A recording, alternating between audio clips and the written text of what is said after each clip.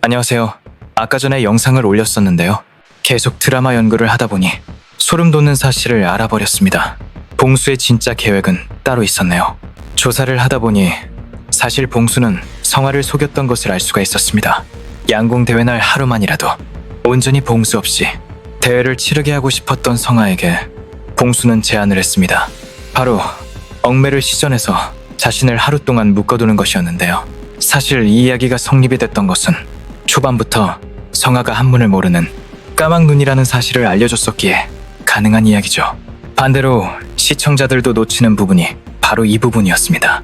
저도 아무리 생각해도 분명히 얽매를 한다고 했는데 염화가 아무리 추수를 했다고 해도 귀환이 트이는 게 이상하기에 다시 한번 얽매를 설명하던 부분을 찾아봤습니다.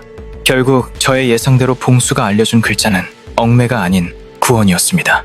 또한 다음 주 예고편에 보면 성화는 봉수의 이름을 부르고 봉수는 이대로 함께 있고 싶다고 이야기를 합니다.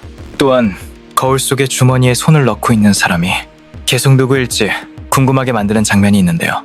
어쩌면 거울 속에 갇힌 것도 사실 견우일지도 모른다는 생각도 들긴 했지만 주머니에 손을 넣고 여유 있는 모습이 거울 속에 있는 것은 봉수가 맞고 화장실에 자신이 죽는 거냐고 묻는 건 오히려 견우로 보여집니다. 견우가 자신이 죽는 거냐고 물어봤던 것은 귀환 이후의 과정이 뚫렸을지도 모르겠습니다. 아까 올린 영상에서 저는 봉수가 성화에게 왜 점점 더 이뻐졌다고 말했는지 영상을 올렸었는데요. 그것에 대한 이야기의 연장선이겠네요. 얽매가 아닌 구원을 성화에게 알려준 봉수가 왜 소름이 돋는지, 그가 성화를 속여가면서까지 꾸민 진짜 계획이 무엇인지, 그 소름 돋는 진실에 대해 이야기해보려고 합니다. 영상 보시기 전에 구독과 좋아요 한번 부탁드릴게요. 자, 그럼 바로 결론부터 말씀드리겠습니다. 봉수가 성화에게 이뻐졌다고 말했던 건 그저 성화의 외모를 칭찬한 게 아닙니다. 이건 바로 자신이 견우의 몸을 완벽하게 잠식해가고 있다는 이야기던 것이었죠. 그리고 그 잠식의 최종 목표는 바로 견우의 인생을 통째로 도둑질하는 것입니다. 지금부터 그 교활한 계획의 전말을 하나씩 파헤쳐 보겠습니다. 여러분, 봉수가 성화에게 알려준 비책 기억하시죠? 우리는 모두 그걸 얽매, 즉 귀신을 억제하는 주술이라고만 생각했습니다. 하지만 그건 봉수가 파놓은 함정이었습니다. 그가 알려준 건 구원이었죠. 영혼을 붙잡아 가둬버리는 훨씬 더 강력하고 사악한 주술입니다. 얽매와 구원 모두 혼을 억제하고 구속하는 것은 맞습니다. 그렇다면 봉수는 왜 이런 위험한 주술을 성화에게 알려줬을까요? 자신을 더 강력하게 묶어버릴 수도 있는데 말이죠. 바로 여기에 그의 진짜 속내가 숨어 있습니다. 구원의 진짜 목표는 견우의 영혼을 감금하고 육체를 차지하는 것으로 보여집니다. 봉수가 성화를 속여 구원의 술법을 쓰게 한 것은 단순히 자신의 존재를 억제하기 위함이 아니라 오히려 그 반대, 즉 원래 주인의 영혼인 백연우를 육체에서 분리하여 어딘가에 감금하려는 것이 그의 진짜 목표일 가능성이 높습니다. 또한 자세히 보면 구원 밑에 써있는 한자는 박백으로 구혼박백, 망자의 영혼이 떠나지 못하도록 할 때 쓴다고 합니다.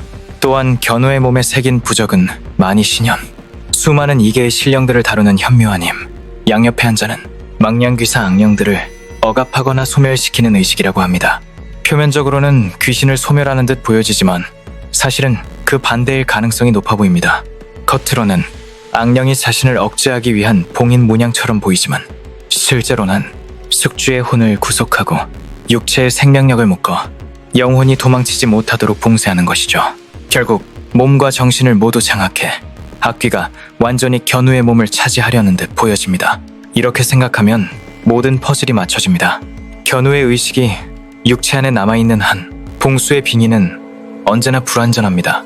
성화의 인간 부적 스킨십 한 번에 밀려날 수 있는 불안정한 상태죠. 하지만 구원 주술로 견우의 영혼 자체를 어딘가, 예를 들어 부적이나 특정 공간에 묶어두는 데 성공한다면 견우의 육체는 주인 없는 빈집이 됩니다. 봉수는 비로소 그 집의 완전한 주인이 되어 누구의 방해도 받지 않고 영원히 살아갈 수 있게 됩니다. 이 행위는 염화의 계획에도 치명타를 입힙니다. 염화의 목표는 견우의 영혼을 제물로 삼아 봉수를 악신으로 만드는 것입니다.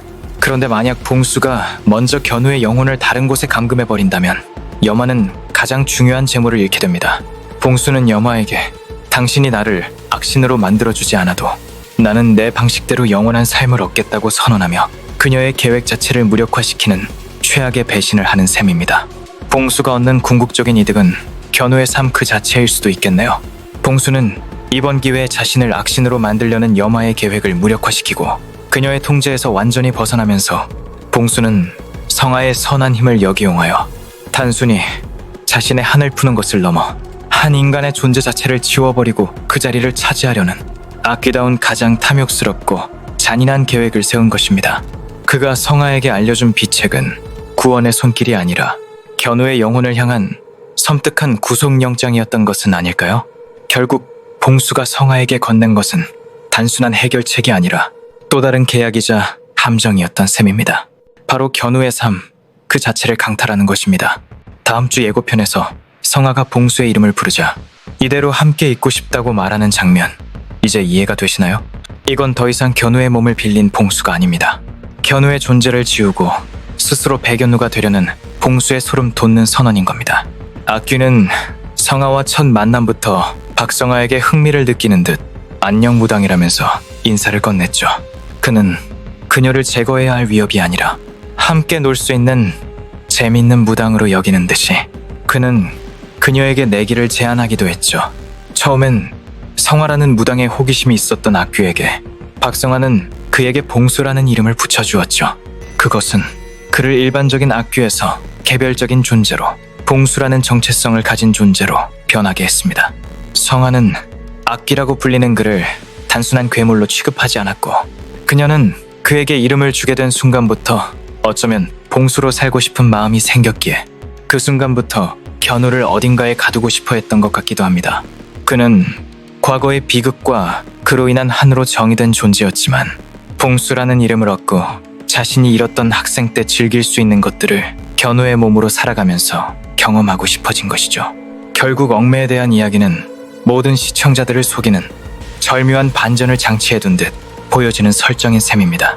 사실 생각해보면 악귀인 봉수가 자신이 깃든 숙주의 몸에 자신을 억제하거나 봉인하는 게 말이 안 되긴 했습니다. 굉장히 모순적이고 역설적인 이야기잖아요. 과연 드라마에선 어떻게 표현이 될지 궁금하네요. 오늘 제 이야기가 드라마를 더 깊이 즐기시는데 도움이 되셨다면 좋겠습니다. 여러분의 생각은 어떠신지 댓글로 자유롭게 남겨주세요. 그럼 저는 다음 리뷰로 다시 찾아뵙겠습니다. 감사합니다. 이랑 친구하려는 이유는 보통 하나거든. 얽매 귀신을